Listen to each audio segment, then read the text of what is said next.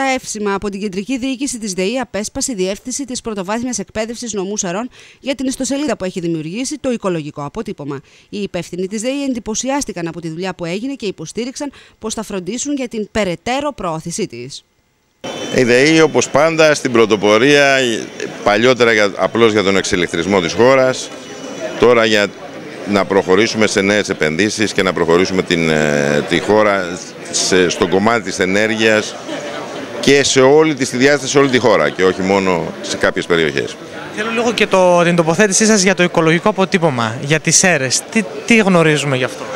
Κοιτάξτε, νομίζω ότι είναι μια εξαιρετική προσπάθεια και θα συγχαρώ την πρωτοβουλία αυτήν και μάλιστα που έρχεται από τον εκπαιδευτικό χώρο, γιατί όλα αυτά αρχίζουν από τα παιδιά και νομίζω ότι είναι πραγματικά πρωτοποριακό για τον ελληνικό χώρο και με πολύ μεγάλη χαρά εμείς συγχρηματοδοτήσαμε την προσπάθεια και θα συνεχίσουμε να στηρίζουμε και στο μέλλον. Όταν είδατε τη δουλειά των παιδιών, τι σκεφτήκατε?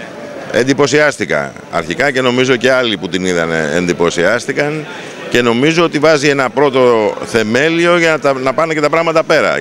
Και τα παιδιά αυτά μπορούν πραγματικά να παίξουν ένα ρόλο μεγαλώνοντας, αρχίζοντας από τους γονείς τους και πηγαίνοντας συνολικότερα στην κοινωνία, να έχουμε μια διαφορετική αντίληψη το τι σημαίνει ανάπτυξη και πώς στην καθημερινότητά μας αυτή εκφράζεται. Ικανοποιημένος από τα θετικά σχόλια που απέσπασε ήταν ο Διευθυντής της Διεύθυνσης Πρωτοβάθμιας Εκπαίδευσης Νομού Σαρών, Χρήστος Κρυστάλλης. Ήταν μια τιμή της πρωτοβάθμιας εκπαίδευσης και των εκπαιδευτικών του νομού και των μαθητών για την πρόσκληση που είχαμε να παρευρεθούμε εδώ και να γίνει αναφορά σε αυτή την προσπάθεια που έκανε ο κύριος Πούλος οργανωτικά και με τη συμμετοχή όλων των άλλων.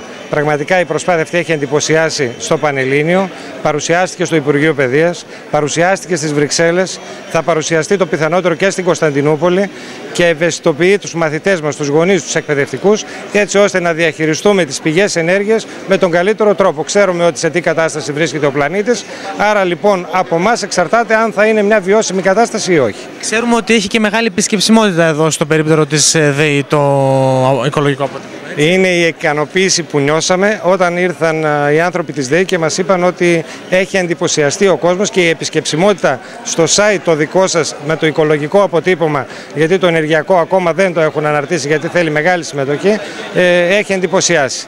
Αισθανόμαστε πάρα πολύ όμορφα και θέλω να ευχαριστήσω όλους τους συνεργάτες μου για αυτή την προσπάθειά τους.